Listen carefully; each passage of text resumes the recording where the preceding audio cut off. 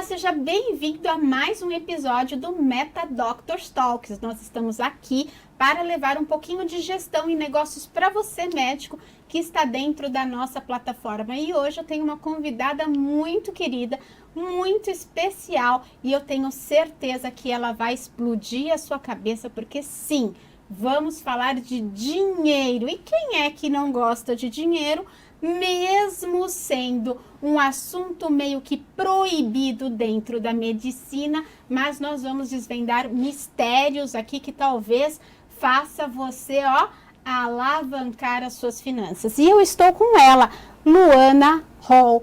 Lu, seja muito bem-vinda a este programa. Que bom receber você aqui.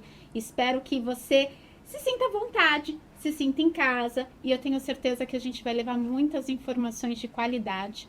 E eu queria começar te apresentando, né?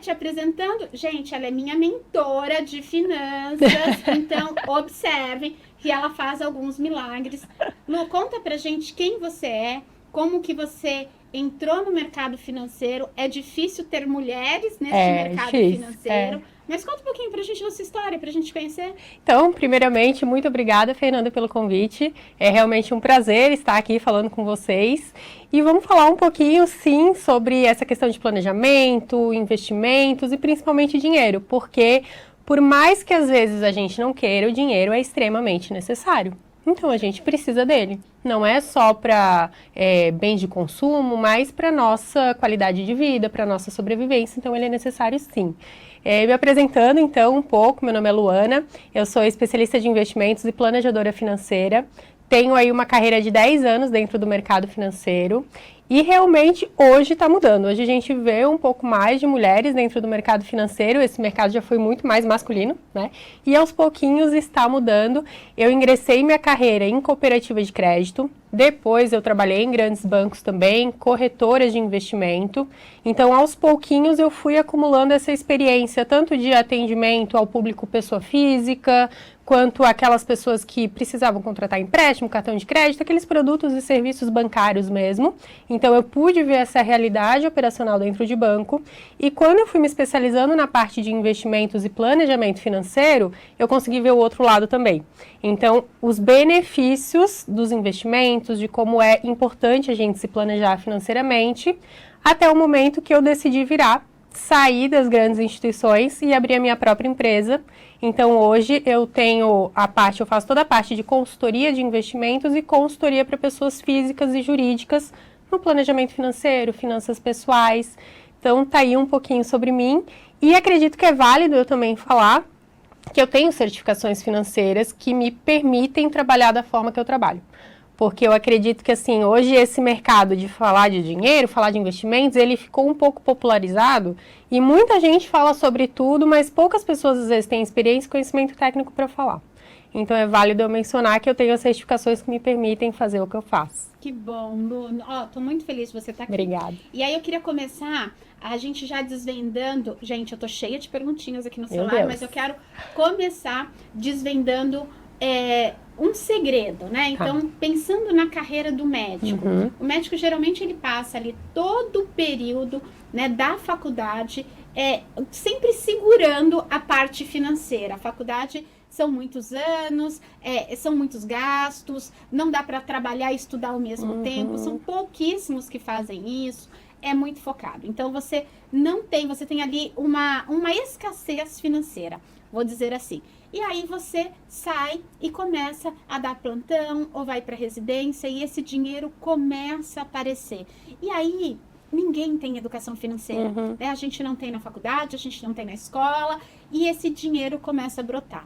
E eu sempre brinco, né? Médico só ganhar dinheiro, a primeira coisa que faz é comprar uma BMW, né? Não guarda esse dinheiro para eventuais problemas lá na frente. Então a gente tem esse dinheiro que eu não sei lidar e que eu tenho ele agora e que eu não sei o que fazer, eu só sei que eu quero muito ter tudo aquilo que eu nunca tive, né? O que eu não tive oportunidade de ter durante o período da faculdade. Então, eu tenho um bom financeiro, não sei o que fazer com esse dinheiro. Depois, eu começo a querer investir, né, esse dinheiro. Não sei para onde eu vou com esses investimentos. E aí, eu falo, poxa, agora eu vou abrir uma clínica. E aí eu também não sei administrar. E eu começo a misturar o dinheiro da empresa com as minhas finanças pessoais. Então, eu vejo muito isso no dia a dia. Conta um pouquinho pra gente, é isso mesmo que acontece dentro da sua realidade? É isso mesmo, exatamente isso.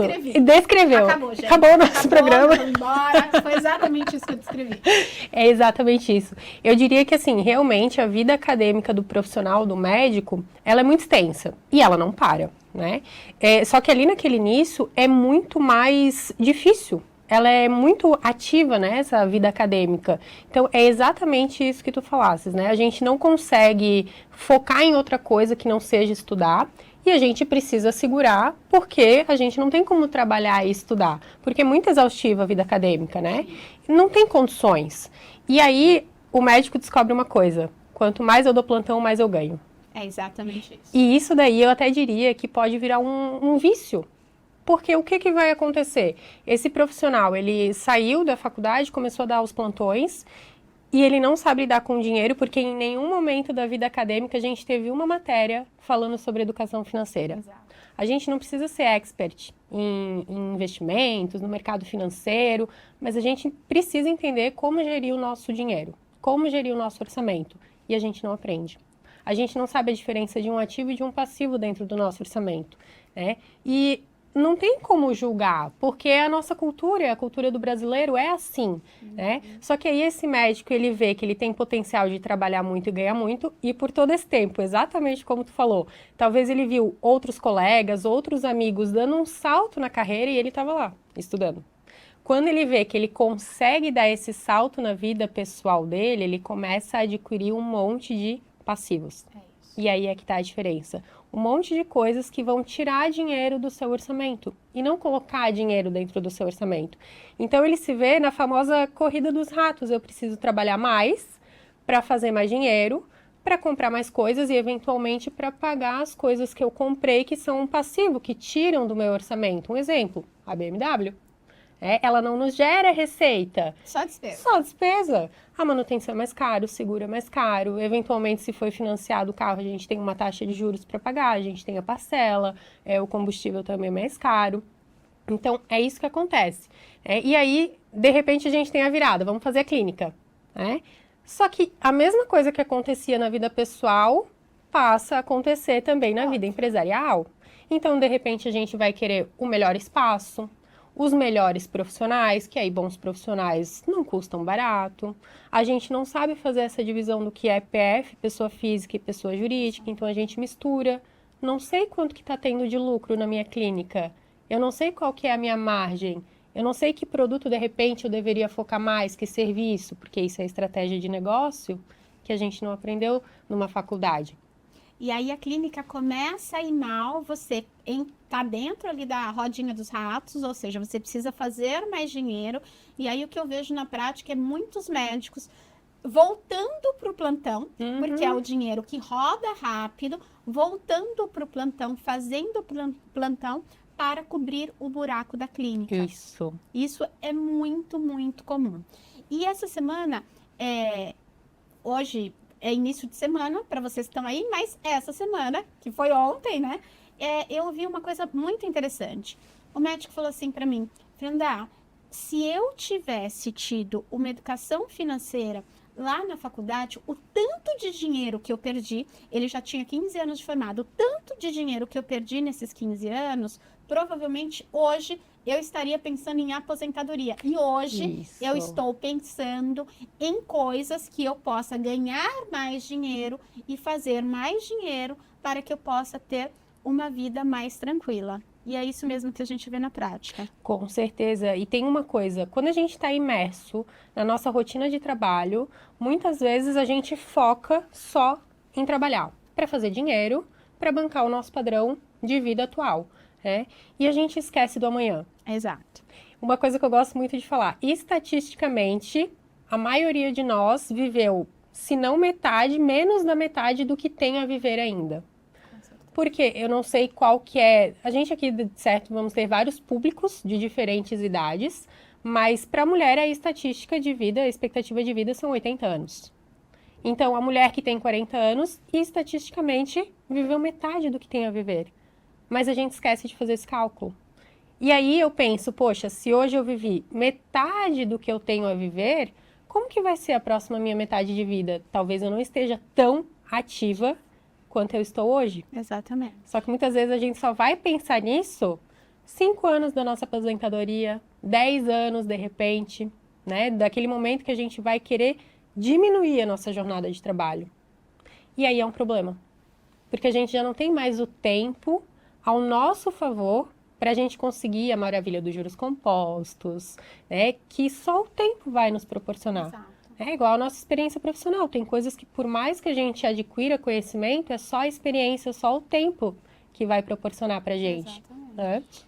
É isso. E Lu, eu acho assim, ó, existem aqueles médicos que são muito bons de investimentos, né? Eles pensam muito, eu preciso investir, eu faço isso para investir, mas ao mesmo tempo que ele sabe de investimento, ou pensa que sabe, ou estudou uma parte desses investimentos para começar a investir lá atrás, né? Ele esquece de lidar com as próprias finanças dele do dia a dia, delegando isso para um terceiro, né? Eu vejo às vezes médico falando, quem paga as minhas contas é o contador.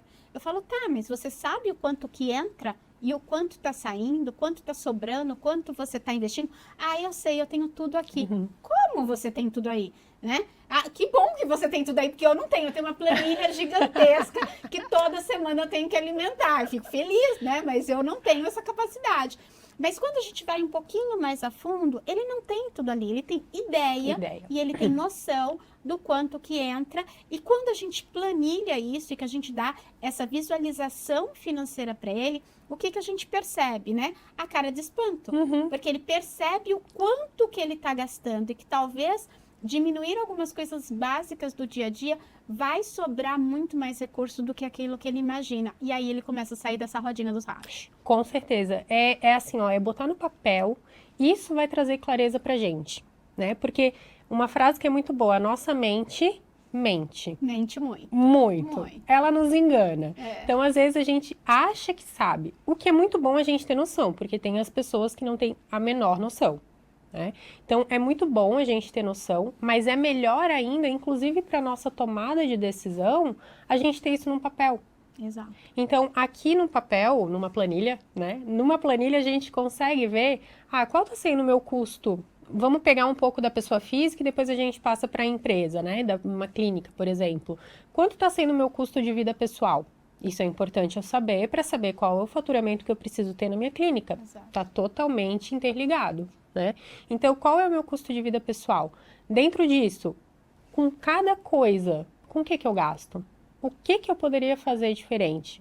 Quais são os meus objetivos? A gente vai entrando um pouco naquilo que a gente fala, né? Na nossa mentoria, enfim. Quais são os meus objetivos com esse recurso aqui na minha vida pessoal? Então, é só assim que eu vou entender o que eu posso fazer de diferente. Uma coisa muito comum. A maioria das pessoas não percebe o quanto gastam com alimentação. E isso vai muito em linha para os profissionais médicos.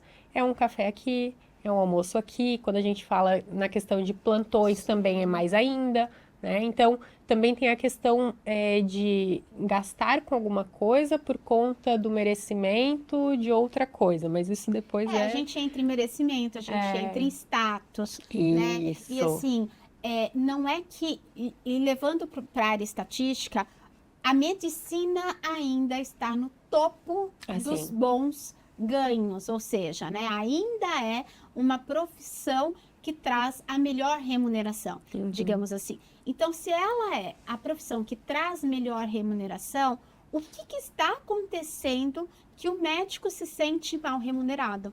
Né? É porque ele gasta com coisas que não são importantes para ele. Talvez sim. E aí, manter aquele status, né, de eu sou médico, assim como gente, eu não estou falando que a medicina tem um problema, não. O advogado também tem esse status, eu sou advogado, e tem status que são inerentes à profissão, então você tem que andar bem vestido, você tem que estar dentro de um círculo de amizade que talvez faça você gastar mais, mas você precisa enxergar tudo isso de forma muito clara. Isso. De forma muito clara. Com certeza. E assim, entender a questão das prioridades também, né? Então, quais são as minhas prioridades financeiras e o que eu gosto? O que eu amo fazer? Muitas vezes, né, eu tenho diversos clientes médicos que eu atendo que têm rendas mensais bem elevadas, bem elevadas. Ponto final, termino por aqui. E mesmo assim, não se sentem bem remunerados. É exatamente isso. Porque você tem que trabalhar mais para gerar mais dinheiro. Então, aquilo que para uma pessoa organizada seria mais que satisfatório, porque ele daria conta da rotina dele, ainda conseguiria investir, ainda conseguiria fazer planejamentos ali de viagens, de gastos, etc. Ele não consegue. Porque é uma bagunça, é desorganizado. Então, ele acha que ele precisa sempre ganhar mais. Exato. Exatamente E aí, acaba... bom, se eu vou jantar com colegas de profissão, de repente, a questão do status, etc., talvez vai ser um jantar um pouco mais elevado. Mas talvez isso para aquele profissional, para aquele indivíduo, porque aí a gente até sai um pouco do profissional, para aquele indivíduo, né, não seja tão prazeroso quanto fazer uma viagem em família. Sim. Então, às vezes, ele não consegue fazer uma viagem em família, financeiramente até falando, e às vezes, eventualmente, até por falta de tempo, e gasta com outras coisas que não preenchem, e aí ele não enxerga que é bem remunerado. Que é bem remunerado. E assim, como tudo na vida, a gente precisa de boas estratégias, né? Não dá para começar a trabalhar e ter aquela remuneração sem ter uma estratégia do que fazer com aquele dinheiro, porque quanto mais eu ganho, mais eu quero ganhar, e isso, pessoal, é viciante, né? Então, é exatamente assim, mas estratégia da onde, o quanto eu preciso ganhar, o que eu vou fazer com aquele dinheiro, qual é a porcentagem daquele dinheiro que eu vou economizar, qual a porcentagem daquele dinheiro que eu vou utilizar para gastos pessoais, para a família, e o que é dinheiro da empresa e o que é dinheiro da pessoa física. Sim, gente, não pode misturar, não pode emitir uma nota fiscal e mandar depositar o dinheiro na pessoa física. Isso não pode. Então, se você já faz isso, para agora, tá errado. Exato. E aí, Lu, queria que você explicasse pra gente, lá dos primórdios, quais são as principais estratégias para quem está começando? Ou seja, não para quem está começando a carreira agora, mas para quem quer começar a organizar as finanças agora. Nesse momento, de zero. O primeiro passo que eu diria que a gente deve fazer é realmente abrir tudo. Esse é o primeiro passo e às vezes as pessoas têm dificuldade. O que é abrir tudo, né? A gente pega um mês fechado e vamos planilhar. Não precisa ser nada difícil, não precisa ser mirabolante. Anota tudo, com o que eu gastei. E aí e esse é o primeiro passo porque vai me trazer clareza. O que está acontecendo na minha vida financeira? Independente da minha renda, independente de que ponto da minha carreira eu esteja, né? Então ali eu vou ter essa clareza do que acontece. E aí eu vou entender o quanto que seria o ideal. Bom, eu quero continuar esse padrão aqui ou eu quero mudar alguma coisa. Então, a partir do momento que eu tenho clareza, eu consigo responder essas perguntas. É o direcionamento, né? Então, esse é o segundo passo. Eu quero manter esse padrão ou eu quero fazer diferente? Porque daí, se eu quiser fazer diferente, a gente parte para outra estratégia. Quero continuar dessa forma. Para mim, está ok. Então, vamos identificar com a renda que eu recebo naquele mês que eu fechei, que depois a gente vai descobrir uma média, né? Mas em D0 é isso que eu preciso saber. Com aquele mês fechado, quanto que foi a minha receita? E aí eu vou separar, bom, isso daqui foi mercado, isso daqui foram despesas com a minha casa, então contas de consumo, que são essenciais. Isso daqui foi com o meu lazer, isso aqui foram com compras para mim. Se eu tiver filhos, isso daqui foram com os meus filhos. E eu posso fazer proporcionalmente o quanto isso representa da minha receita. Então, a minha estratégia seria, proporcionalmente falando, X% da minha renda eu vou gastar com isso, X% com aquilo e X% com outra classificação de despesa. E eu não posso esquecer dos investimentos. Com certeza. E aí a gente entra num próximo passo. Quais são os objetivos que eu tenho com esse dinheiro? Porque, às vezes, as pessoas, quando a gente fala em pessoas que têm essa consciência e querem poupar, querem investir, guardam só por guardar. Isso não tem motivação. Zero. É só para eu ver minha conta bancária ficando mais gorda? Talvez, bom, se eu for muito dinheirista, talvez eu faça isso. Faça isso. Números lindos, só para eu olhar. Amo! Mas vamos um pouquinho além. Quais são os objetivos que a gente tem com esse recurso? Porque dinheiro é um meio de troca. Exato. Ele não é o fim. Então, eu uso para fazer alguma coisa esse dinheiro, que seja para ele me gerar uma renda passiva, que é um objetivo. Né? Que seja para realizar uma viagem, fazer a troca de um carro que eu não preciso financiar, eu posso comprar à vista, comprar um imóvel que de repente me gere uma renda passiva também. Então, vindo em linha com a questão dos objetivos, eu consigo entender quanto que eu preciso investir para cada objetivo. E aí a gente vai para o percentual de novo. Se o meu objetivo é ter uma renda passiva com os meus investimentos, qual é esse volume financeiro que eu preciso ter? E aí, quantos por cento da minha renda todos os meses eu preciso investir para isso?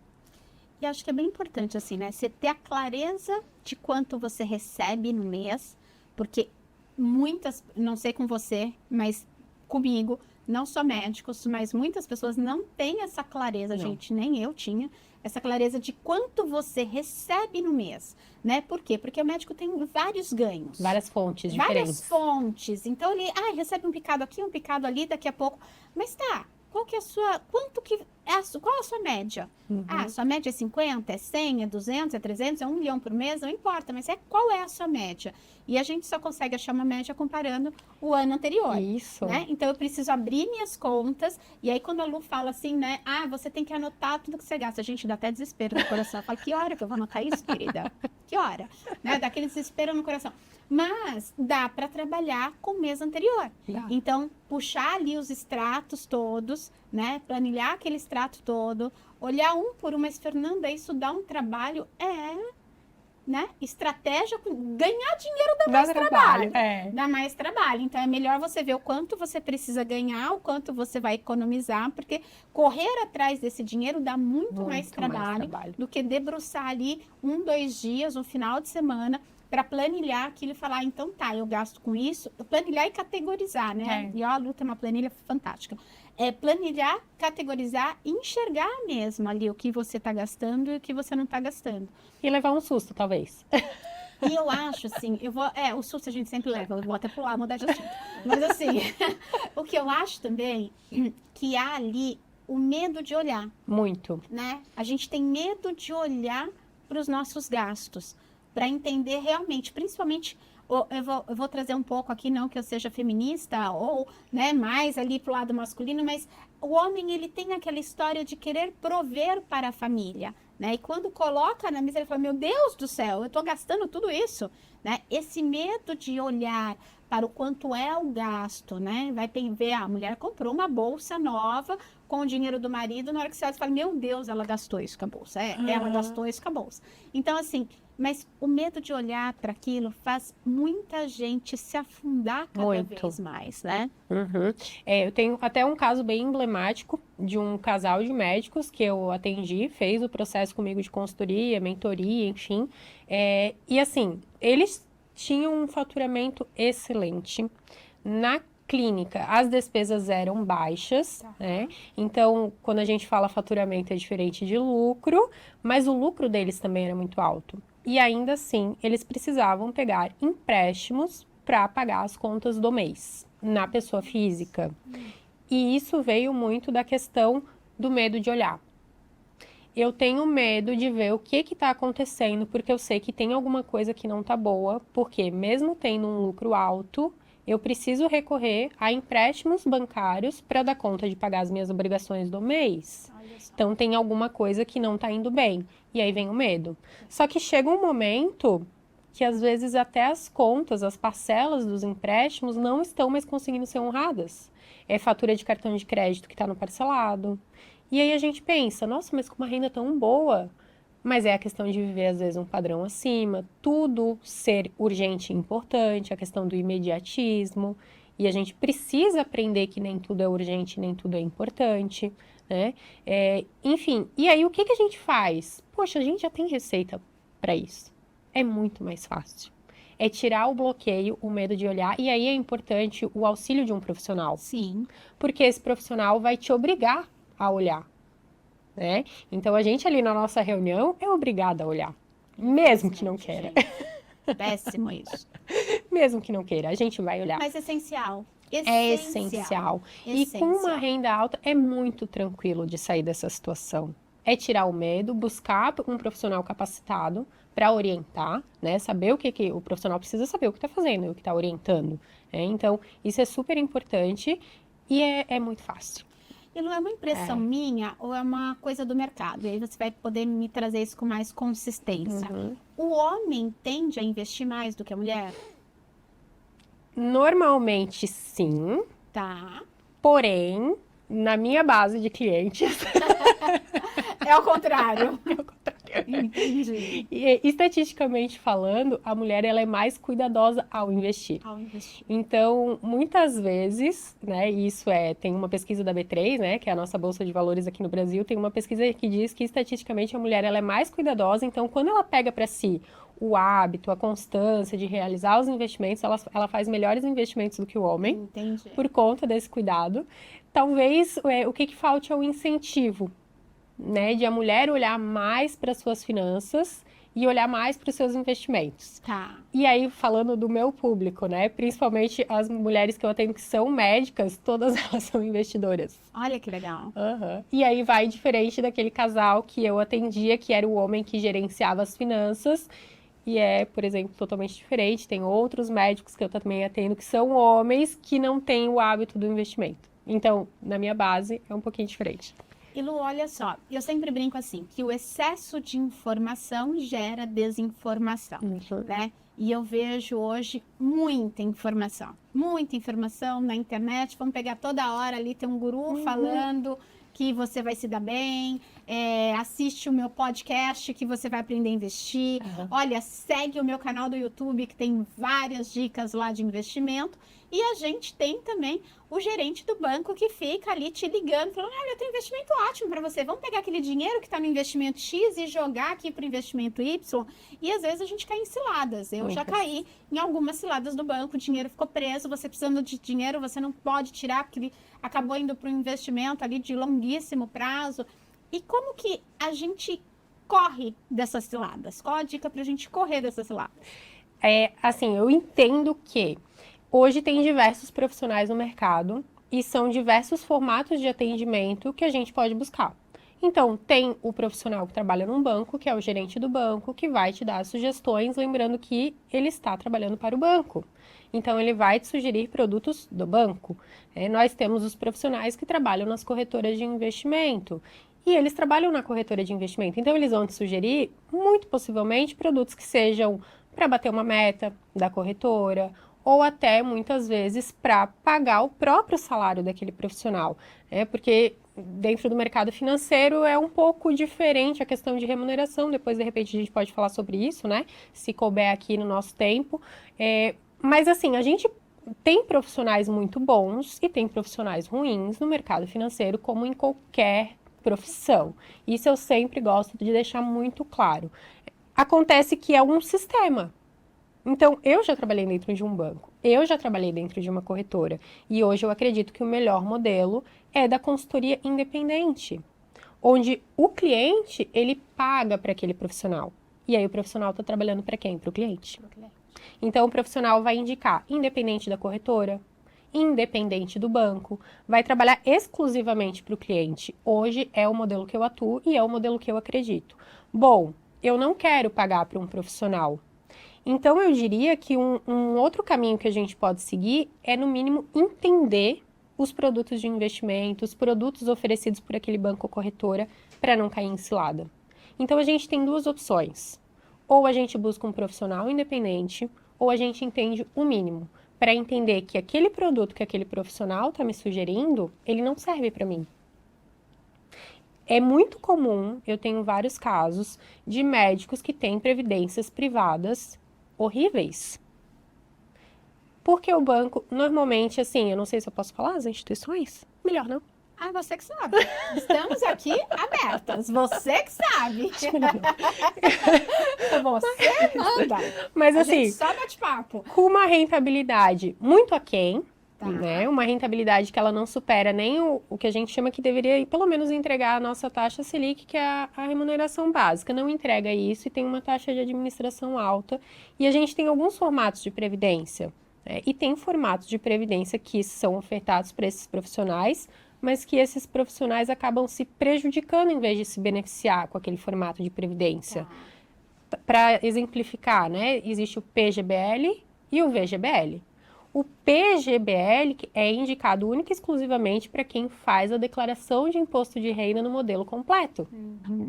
E eu tenho vários casos de clientes meus que não faziam a declaração no modelo completo e tinham um PGBL. E não vale a pena. Não vale a pena. É pagar imposto sobre todo o valor investido dentro daquela previdência, desnecessariamente. Então, ou eu busco o conhecimento para entender que, epa, minha declaração é simplificada, eu não vou aplicar num PGBL, ou então eu busco um profissional que eu estou pagando por aquele profissional. Porque aí, assim, eu vou ter a garantia de que ele vai indicar aquilo que é importante e bom para mim. E agora você trouxe uma coisa que eu tô aqui pensando e raciocinando, né? Gente, alguém aí tá preocupado com o imposto de renda ou simplesmente é o contador que faz e entrega e você nem sabe como isso foi feito, né? Olha quantas coisas pequenas que impactam e às vezes a gente deixa na mão de terceiro, a gente não vê, a gente deixa na mão de terceiro. E tem gente que vive no automático na mão do terceiro. Então, eu tô na mão do gerente de banco, eu faço tudo que o gerente de banco me diz, eu tô na mão do contador que faz tudo que o contador me diz, né? Ou ele resolve, ele faz, mas em que momento eu paro e tenho uma pessoa para sentar comigo e olhar avaliar comigo para aquilo que eu tenho de bom ou de ruim, aquilo que eu preciso modificar e aquilo que eu preciso ter de estratégia para crescer, para alavancar da forma que eu quero. E assim, né? Não existe receita pronta. Não. Cada um é cada um, né? Cada família tem o seu jeito de trabalhar, precisa de uma remuneração. Se você não tem família sozinho, mais fácil ainda de ganhar dinheiro, não tem gastos. Bem mais tranquilo. É bem mais tranquilo, mas também tem um jeito diferente, né? O fulano A vive de uma forma, fulano B vive de outra, mesmo que a remuneração seja igualzinha, né? São características ali diferentes. E Lu, me fala assim, dentro desse universo, né? Não adianta arrumar as contas da empresa e não arrumar as contas pessoais, e não adianta arrumar as contas pessoais e não arrumar as contas da empresa. Então, você tem algum case de sucesso para contar para gente, onde você mergulhou ali com o seu cliente, tanto no pessoal e no profissional ali, e modificou completamente a realidade financeira? Tenho. Adoro fofoca. Tenho. Esse case, assim, eu tenho alguns, né? Mas eu diria que esse é mais expressivo, porque a forma como chegou, e aí a gente mergulhou no pessoal e na empresa, né? Na clínica. Então, a gente chegou, duas sócias, elas têm, né? Uma clínica. E como elas chegaram até mim? Devendo no cheque especial. Elas recém tinham feito uma mudança de sala, então contrataram novos colaboradores, não estavam tirando R$1 de prolabore, então elas estavam vivendo de ajuda de parentes, né, maridos, enfim. E todo o dinheiro ficava na empresa, porém com empréstimos, cheque especial, parcelamento de fatura. Eu falei, vamos botar ordem nessa casa. Então, vamos lá, planilhar. É o primeiro passo. Gente, planilhar, não tem. Planilhar. Identificamos aqui um monte de cliente devedor. Um ponto que a gente já pode atacar de cara, porque é um serviço que nós já prestamos, é uma nota que a gente já emitiu, um imposto que a gente já pagou na empresa, só que o dinheiro não entrou. Então, primeiro passo, vamos focar aqui. E é muito importante a questão de pessoa física e empresa, porque querendo ou não, nesse cenário, a nossa empresa paga o nosso salário. É óbvio. Então, se eu não consigo tirar dinheiro da empresa, a minha pessoa física fica um caos. E é isso que estava acontecendo com a pessoa física também delas. Que é a grande jornada do empreendedor. Ponto final. E a gente até brinca às vezes, né? Empresa rica, empresário pobre. Porque o dinheiro ficou na empresa para reinvestimento, enfim. E aí, o primeiro passo, então, organizar, cobrar os clientes, conseguimos. Como a gente foca, eu falo assim, quando a gente olha para o dinheiro brota. É incrível. A gente parece que começa a valorizar, aquilo ali vai vindo, vai surgindo, o faturamento delas aumentou. E veja, é óbvio que a minha participação é muito importante para a gente ter clareza e entender que estratégia a gente tem que tomar. Mas a questão do faturamento ter aumentado, eu não estava lá trabalhando por elas. Não foram elas que sabiam o que elas precisavam fazer e botaram a mão na massa. E energia. Energia. E cada reunião, vamos para cima, esse é o nosso objetivo. Então, a gente definiu o objetivo. Eu quero que elas tenham Prolabore. Né? E eu sabia quanto que elas precisavam ter. Eu quero que a gente consiga pagar todas as contas da clínica e não ficar tomando empréstimo, cheque especial. Então, vamos organizar isso. A gente pegou as dívidas, né? Embalou, empacotou e fez um parcelamento um pouco maior, porque isso também é uma estratégia. É uma estratégia. Né? Para pelo menos parar de pagar aqueles juros ali daquele momento que é mais alto. Isso. E a estratégia não é pegar um empréstimo atrás para pagar do outro. Não, né? É com estratégia, avaliar a taxa de juros, entender prazo. Bom, nós estamos juntas, eu acredito que 6 meses, continuo com atendimento com elas, normal. A gente já está num Prolabore para cada uma, quase na nossa meta de Prolabore para elas. A gente duplicou o faturamento e a gente está alugando mais uma sala. Olha que legal. Com lucro e fluxo de caixa para capital de giro. Só porque organizou e enxergou da onde estava escoando todo esse dinheiro, certo? Certo. Conseguimos contratar mais pessoas para trabalhar, porque isso também, contratação gera mais faturamento, se a gente sabe onde a gente tem que focar. Sim. Né? E conseguimos também, então, agora aumentar esse espaço, mais uma sala. A assessoria jurídica, que antes a gente não tinha, então agora a gente tem. Assistente também para fazer a parte mais operacional, porque elas precisam largar do operacional. Com certeza. Então, esse para mim é um grande case, eu fico muito, muito, muito feliz. E aí, você falou tudo isso, eu lembrando, né? Eu tava vindo para cá e peguei o celular ali e falei, eu preciso mandar um áudio para uma pessoa falando que eu sempre quero agendar para a gente conversar, né? Ele é um mentorado, que eu dou todo o direcionamento ali para ele de atendimento, da rotina operacional dele, e ele nunca tem tempo. Ele nunca tem tempo. Aquele médico sem tempo. Ah, não tenho tempo porque eu tô no centro cirúrgico, eu tô operando, não sei o quê. Gente, quem não tem tempo não ganha dinheiro.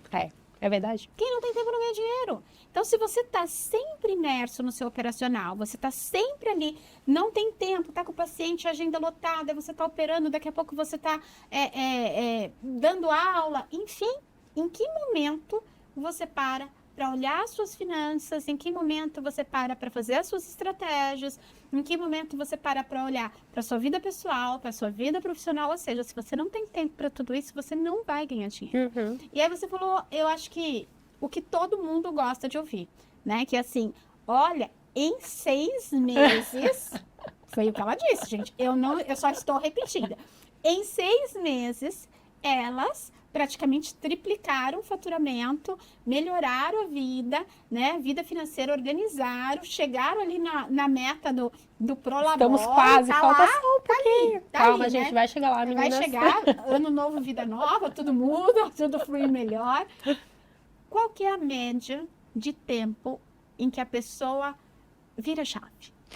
É muito relativo, depende muito do querer da pessoa. Tá? Tem pessoas que no primeiro encontro já viram. Nossa, eu quero fazer isso aqui dar certo, eu quero fazer acontecer.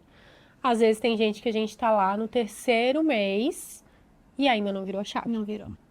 É muito relativo. Depende, eu diria também, do quanto a pessoa tá conformada com a sua situação. É do querer. Não adianta. Tem um outro caso também de uma médica que ela trabalha no público e ela quer focar só na clínica particular. Ela já tem a clínica particular. E ela não sabe quando fazer essa virada de chave. Mas já tem todos os pacientes que ela atende na clínica particular. Se ela largasse o público que é só meio período, nesse meio período no particular, ela conseguiria atender muito mais, fazer muito mais dinheiro. E aí a gente acaba não conseguindo avançar tanto. Falta de tempo para os nossos encontros. Falta de conseguir colocar em prática aquilo que a gente coloca, o que a gente aborda nos encontros. E a falta o medo, eu diria, de dar essa virada. Essa virada, porque tá confortável. Tá confortável. Né? Tá confortável. Né? Então, tá confortável. Então, assim, é muito relativo. E aí, eu preciso apertar de um lado, mas eu também não posso apertar muito. Então, também tem o meu papel como profissional, porque preciso conduzir, mas eu tenho que entender o limite do meu cliente. Isso aqui. Então, é muito relativo a virada de chave, assim. Então, olha só. Ela acabou de relatar o que a gente tem de mais típico, né? Que são médicos que trabalham em 2 lugares, muitas vezes um lugar dele e outro ou numa equipe, ou no público, ou num hospital, né? Tá fazendo ambulatório ali no hospital, mas tem o consultório dele para dar conta. E ele acha que ele não é capaz de estar só no consultório e alavancar. Não, mas esse aqui, ó, eu tenho garantido, eu tô nessa equipe. Eu tô aqui com o garantido. Se eu largar isso daqui, eu não sei se eu vou ter o dinheiro necessário nesse daqui, né? E se você não fizer essa troca, não mergulhar de cabeça, você não vai conhecer o universo que vai ser maravilhoso, né? E muito melhor e que você vai rentabilizar muito mais do que ali onde você está confortável. Isso. Né? E a nossa zona de conforto é muito perigosa. Ela não deixa a gente avançar. Eu brinco que é aquela a bola que amarra no nosso pé, muito pesada, e você fica arrastando aquela bola, porque essa é a sua zona de conforto, né? Na hora que você cortar ali aquilo que tá te prendendo e que você vê que você pode voar, você fala, nossa, mas eu demorei tanto tempo para fazer isso. Por que eu demorei tanto tempo? Então, a gente tem esse cenário e a gente tem o cenário dos saidinhos, né?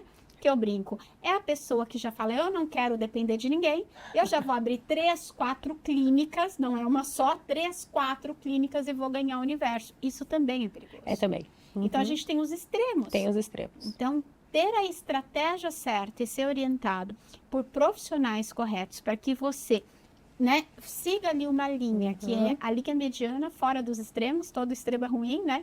Aquela linha mediana. Mas sabendo o passo seguinte, ele é muito importante. Sabendo o passo seguinte é muito importante. Aí que entra o planejamento.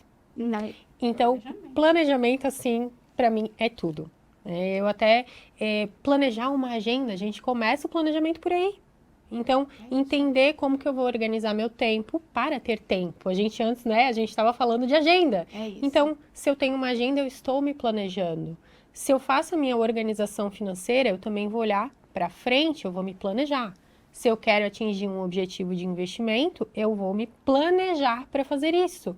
Então, o planejamento é muito importante para a tomada de decisão. Olha a agenda do médico. Na segunda, eu tô no bairro X, na terça, eu tô no hospital. Na quarta, eu fico de manhã num tal lugar e à tarde eu tô em outro. Mas na sexta de manhã eu vou jogar tênis, mas à tarde eu tô em 2 lugares. Essa é a agenda do médico. E pior, tudo aqui, ó. Na cabeça. Na cabeça. Na cabeça. Quando eu sento e falo, olha que legal, que tipo de agenda você usa? Você usa agenda de papel? Você usa Google Agenda? Você usa a agenda ali do seu sistema de prontuário? Que agenda você usa? Não, tudo aqui, ó. Tenho tudo na minha cabeça. Eu falo, tá, qual o seu tempo? Aonde você consegue enxergar as brechas do seu tempo para você utilizar que seja um ócio, mas seja um ócio criativo? Isso, é importante. É importante para a gente, né, desafogar. Ou em que momento você usa para olhar para você, para suas finanças, para sua família, enfim. Então, o que a Lu está falando é real. Você está usando que agenda? Me conta, aí que eu quero saber. Que agenda, né? Que Se não está usando, comece a usar hoje. Agora. Por favor. E assim, a gente pira, né? Coloca ali na agenda. Horário de levantar. Isso. Aí Perfeito. Você tem horário de fazer atividade física. Horário de locomoção. Isso porque que eu ia falar. As pessoas não colocam deslocamento. Isso que eu ia falar. Então, eu não sei de onde você tá, mas eu tô em São Paulo. Qualquer deslocamento leva 1 hora. Qualquer. Vou na padaria comprar pão. 1 hora. É um absurdo. Então, assim, coloca deslocamento. Isso. Porque senão a gente tende a colocar. Que hora que você almoça? A gente tá falando disso agora. Tem um horário de almoço. Inegociável. É saúde. É inegociável. Então, e falando em valores negociáveis e inegociáveis, quando você faz aquela planilha, gente, que você descobre que você gasta coisas, né, que você tem que são necessárias e coisas que são altamente desnecessárias, e aí você olha ali e você fala, tá, mas o que é negociável e inegociável para mim? E aí eu queria trazer uma historinha, né, para quem é velho, assim, vai lembrar como eu. Experiente. Cabelos brancos. Antigamente, pessoal, a gente tinha tudo era pago à vista em dinheiro. Então a gente andava com aquele bolo de dinheiro. Aí veio o cheque. Aí tudo é cheque, né? Mas dar cheque era a coisa mais extraordinária. Só cruza, né? Só cruza, só pode depois. Tal, muito rápido. mas era doído, não era? Você tinha que preencher aquilo, parcela em 10 vezes, preencher 10 vezes.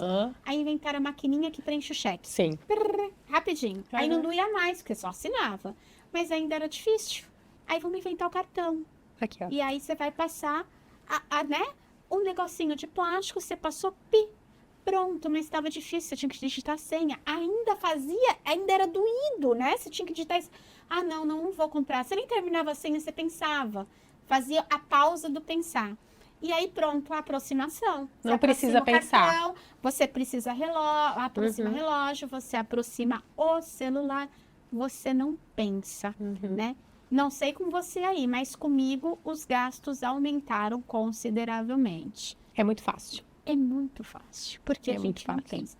O dinheiro, ele é racional, ele não é emocional. O dinheiro, na verdade, a forma como a gente decide gastar, lidar com ele, é mais emocional. É mais emocional. 80% emocional. Olha isso, gente. Olha só. Que loucura. Aí chora, né? No final do mês. A emoção chora no final do mês. Estou feliz, vou comprar. Estou triste, vou comprar. Quero comemorar alguma coisa? Vou comprar. E aí fica, e a gente é o tempo inteiro bombardeado, e agora cada vez mais, ao estímulo das compras, do consumo. Então, é tudo muito fácil. Antes não era assim tão fácil. Deixa até salvo lá o cartão, lá na loja. Isso, é só um clique. É muito fácil. E eu saí esses tempos para comprar roupa, e eu até falei, meu Deus, nem eu me aguento quando eu saio para comprar roupa, porque eu sou muito chata. Porque eu demoro muito. Porque eu não compro por impulso. É óbvio que eu sou um ser humano. Então, eu não vou dizer que eu nunca faço isso, porque seria hipocrisia. Sim, com né? certeza. Mas na grande parte do meu tempo, eu penso muito. Então, eu vejo o que eu preciso, e aí vem a questão do, é necessário? Mas eu preciso agora? Então, eu faço algumas perguntas. Não, agora eu não preciso, porque eu tenho outros objetivos. E aí entra de novo a questão da clareza dos meus objetivos. Então, esse recurso vai para aquele objetivo que eu tenho. Então, isso aqui eu não preciso agora. Bom, mas quando eu preciso? E aí, assim, a gente entra num provador, a gente coloca uma roupa, se sente bonita. E eu não sei, mas eu entro no provador com várias peças, assim, né? Então, me senti bonita com todas. E agora? Esse é um problema, quando a gente se sente bonita com todas. Por isso que eu nem como. E aí, assim, o timing, né, de eu pegar todas aquelas peças e levar, é muito provável que isso aconteça. Porque é emocional. Estou me sentindo bem. Estou feliz com essa roupa. E aí, a questão de eu falar que eu sou chata. Eu tiro a peça, coloco a peça. Eu penso, será? Não. Eu tiro foto, eu olho a foto. Bom, não sei. E aí, muitas vezes, a maior parte eu não levo. Coitado do marido esperando essa pessoa comprar, gente. Eu tive aqui um breve momento dele lá, né? Esperando ela fazer essa compra. A maioria das vezes eu vou sozinha, né? Porque eu já sei como é que eu sou insuportável nessa hora. Mas assim, percebe que, vamos lá, a maioria das pessoas não faz isso. Não. Então, eu prefiro fazer dessa forma e ser assertiva. Consciência daquilo que você está gastando. Do que ter um monte de roupa no meu armário. E aí eu atendo várias pessoas que fazem isso com etiqueta. De roupas que nunca utilizaram e estão há meses. E é super normal, a gente escuta as pessoas falando isso. Porque é tudo muito fácil, a gente tem muitas opções hoje. E a gente tem renda para isso. Com certeza. Né? O ruim, assim, às vezes é quando a gente não tem renda e acaba se enfiando num buraco. Aí é uma situação muito complicada. Mas a gente tendo renda para fazer isso, é tudo muito fácil. Ô Lu, e me conta assim, como é que funciona a sua mentoria? Tá. Né? Então, gente, eu te falei, minha mentorada, eu sei como funciona, mas eu quero que vocês saibam que milagre que ela faz ali, o pozinho de pirim-pim-pim, tá? Então, conta pra gente como funciona, quantos meses, como que é esse acompanhamento, como que fica, eu não tenho tempo para isso agora, como que eu vou encaixar isso na minha agenda, né? Conta pra gente um pouquinho. Então, vamos lá. Hoje eu tenho alguns formatos. E uma coisa que eu gosto muito de dizer, e a gente já falou, tu já falaste sobre isso, que cada um é um. Então, cada um tem suas prioridades, seus objetivos, suas necessidades. Então, eu tenho um método de mentoria olhando para a organização e planejamento financeiro, mas eu tenho outras opções também. Então, a mentoria de organização e planejamento financeiro se consiste basicamente em 2 a 3 meses de acompanhamento. Nesse período, A gente vai olhar para objetivos financeiros. Então, o que a gente gostaria de conquistar, o que a gente gostaria de investir, coisas que a gente gostaria de realizar. A gente olha para prioridade financeira. Então, o que aqui no meu orçamento eu abriria mão? E o que eu não abriria mão de repente? Porque a gente acha que tudo é importante, que a gente não abriria mão prioridade. De nada. A gente entende a forma que a gente lida com o nosso dinheiro também. Será que eu lido com o meu dinheiro de forma mais imediatista? Será que eu penso? Será que eu não penso? A gente fala um pouco também sobre como, de repente, a minha família lidava com o dinheiro. Será que eu repito padrões? Porque o primeiro passo também é a consciência. Tomar a consciência. E aí a gente olha para trás, porque é importante, o fazer o passado, mas se a gente dirige olhando só para o retrovisor, eu bato o carro. Então, eu tenho que olhar para frente. E aí começa a etapa do planejamento. Então, depois de ver tudo isso, a gente começa a planejar os próximos meses antes deles chegarem. Isso a gente faz dentro da mentoria, nesse acompanhamento de 2 a 3 meses, e a gente faz 5 encontros, que são online, individuais. Eu atendo também, então, sócios, famílias, então às vezes eu atendo casal, super normal. Normalmente é individual, quando é individual, os encontros são individuais, mas eu não faço em turma, né? Então, não é uma mentoria em grupo. Não é em grupo. É altamente confidencial. É. Como é que você vai falar Totalmente. Você vai falar suas finanças pro outro? Não faz sentido. E algo que eu sempre gosto de falar, tudo que a gente fala aqui é sigiloso. Se você quiser abrir em algum momento, fica a seu critério. Mas daqui não sai. Então, é super importante falar isso. E aí, ao longo desses encontros, a gente vai trabalhando esses pilares, mas sempre olhando para a individualidade daquela pessoa. Então, às vezes, eu atendo pessoas que não têm dinheiro investido, então eu não vou olhar necessariamente para uma carteira de investimentos naquele momento. Mas tem pessoas que têm dinheiro investido, então eu vou olhar para os investimentos daquela pessoa. Tem gente que não usa cartão de crédito, então eu não preciso entender quais são os cartões que essa pessoa usa. Tem quem use, então eu preciso avaliar. Exato. Então, é muito individual. E aí tem pessoas que querem continuar. Então, eu finalizei o prazo de mentoria, Luana, eu preciso de ti, porque na minha agenda eu não consigo fazer sozinha. Mas se eu tenho a tua reunião agendada, eu sou obrigada a fazer. Isso. Então, a gente tem 2 perfis, basicamente. Tá. Aquele que encerrou ali a nossa câmera, a nossa reunião, a pessoa coloca em prática sozinha. E aí é uma pessoa que consegue fazer isso, e tem a pessoa que não consegue fazer isso.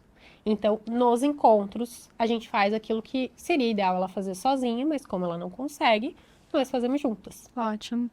Então, basicamente, é dessa forma que funciona. Gente, não tem milagre. Não tem milagre, não tem. Mas tem gente que pergunta qual é o milagre que tu fez. E assim, acho que quando a gente começou lá o nosso papo, a ideia, pessoal, não era trazer para vocês termos difíceis. O que são ativos, o que são passivos, o que é faturamento, o que é lucro. A ideia não é essa, porque existe um passo antes, né? O passo antes é entender em que momento você está. É entender essa organização financeira, é entender qual o seu planejamento, para depois você dar aquele passo maior, né? Que é entender o que você vai fazer com tudo isso, é entender como você vai lidar com todo esse dinheiro. Aí sim, aí você vai falar de ativos, de passivos, você vai falar de investimentos, que todo investimento tem um monte de siglinha. A Fernanda, você entende? Não, eu não entendo, eu tenho a sopa de letrinhas. Não, cada um dentro das suas especialidades, né? Então, assim, a ideia não era essa. A ideia era trazer para vocês aqui um pouco dessa consciência, né? Um pouco desse olhar para dentro, né? O que está acontecendo que eu consigo girar muito dinheiro, porque se eu trabalho muito, provavelmente eu tô ganhando bem, mas que eu ainda me sinto mal remunerado. Eu ainda acho que o tanto que eu ganho no mês não faz jus e não é suficiente. Mas eu sei quanto eu ganho, eu sei quanto eu gasto. Então, acho que o nosso papo de hoje era para trazer um pouquinho dessa consciência financeira para vocês. Eu adorei. Eu adorei vocês, também. Mas eu adorei. Adorei estar aqui com vocês. Pessoal, Luana Hall, ela tem ali o Instagram dela, que ela traz muitas informações. Ela tem os cursos online, ela tem a mentoria. Então, canal no YouTube também. No canal no YouTube também. Então, assim, é muita informação. Mas eu diria para vocês, vale a pena bater um papo, vale a pena marcar uma mentoria e começar a olhar para essas finanças. Lu, obrigada. Eu que agradeço. Fica por aqui, foi uma delícia. Eu ficaria aqui horas conversando, mas ó, o nosso cronômetro ali falando assim pra gente, ó, chega. Mas uma delícia ter você aqui. Muito obrigada por ter se deslocado de longe para vir bater esse papo com a gente. Eu tenho certeza que a gente despertou ali, plantamos algumas Uma sementinhas ali do autoconhecimento financeiro, né? Dessa autoconsciência que é super importante. E se eu pudesse deixar uma reflexão para finalizar, Vamos lá. eu gostaria de deixar a seguinte pergunta: o que aconteceria com você se hoje você se visse paralisado e não pudesse trabalhar? Da onde viria a sua renda? Não vale falar que é do marido, mulheres, e não vale falar que é da esposa, maridos. Eu sei que vocês pensaram nisso, porque eu acabei de pensar também, mas não é isso. A consciência não é essa, certo? Eu gostaria de deixar essa reflexão. Então, vamos terminar com essa reflexão. Eu vou pensar nisso o dia inteiro hoje. Terminar com essa reflexão. Não vou conseguir dormir. Mas, Lu, obrigada. Obrigada. Um prazer ter você aqui. E vocês que acompanharam a gente até aqui. Queria depois saber o que vocês acharam desse bate-papo. E com certeza deve ter algum lugarzinho aqui para vocês deixarem o comentário de vocês. Lu, obrigada. E vocês que estavam com a gente, muito obrigada por estarem com a gente até esse final. Muito obrigada também. Um grande abraço a todos. Até nosso próximo episódio.